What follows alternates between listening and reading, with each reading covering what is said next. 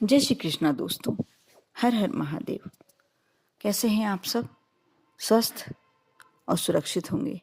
दोस्तों, स्वास्थ्य लाभ और पुण्य प्राप्ति के लिए माघ का महीना बहुत ही उत्तम माना गया है। ये बहुत ही पवित्र महीना है। ये पवित्र महीना देवी देवताओं के निमित्त पूजन पाठ के लिए सर्वश्रेष्ठ माना जाता है।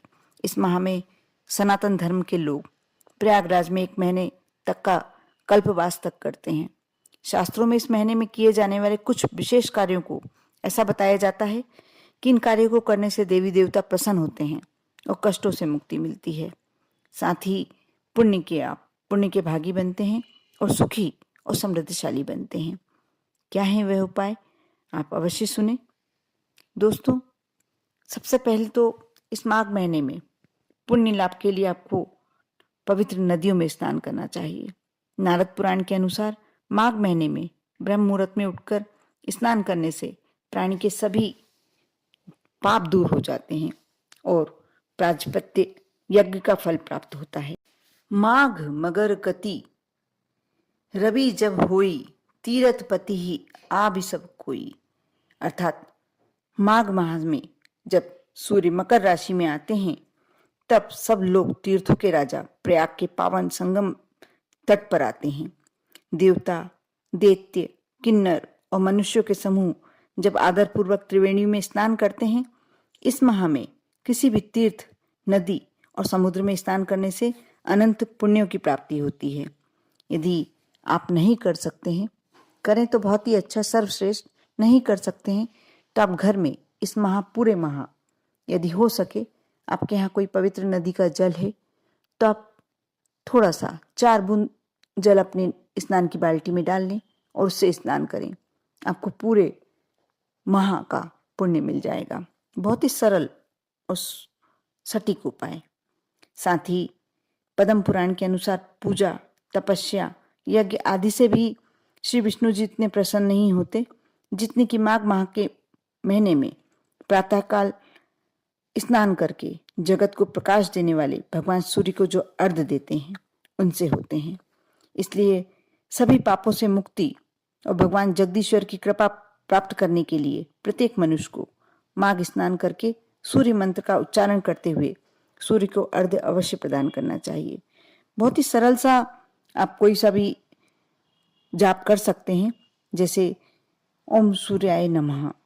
बहुत ही सरल है। आप सूर्य को अर्घ्य दें और अर्घ्य देते समय इस मंत्र का यदि आप जाप करते हैं तो आपके सारे पाप कट जाते हैं, पुण्यों की प्राप्ति होती है और सारे कष्ट कट जाते हैं। भविष्य पुराण के अनुसार सूर्य नारायण का पूजन करने वाला व्यक्ति प्रज्ञा, मेघा और सभी समृद्धियों से संपन्न होता हुआ चिरंजीवी होता है। यदि कोई व्यक्ति सूर्य की मानसिक आराधना भी करता है तो समस्त व्याधियों से रहित होकर सुखपूर्वक जीवन व्यतीत करता है। दोस्तों, इसके साथ साथ इस माह भगवान विष्णु की पूजन करने के अलावा शिव जी की पूजन करने का भी विशेष महत्व माना गया है।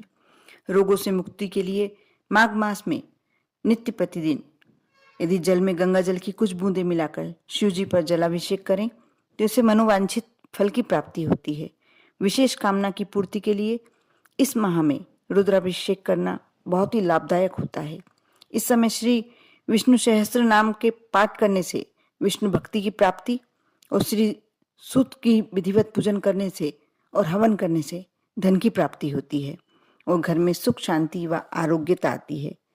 दोस्तों, बहुत ही सरल उपाय, सिर्फ पूजन ही करना है, लेकिन एक सिर्फ माघ मास का इतना महत्व है कि आप थोड़ा सा विधि विधान से कार्य करते हैं तो आपको उत्तम फलों की प्राप्ति होती है।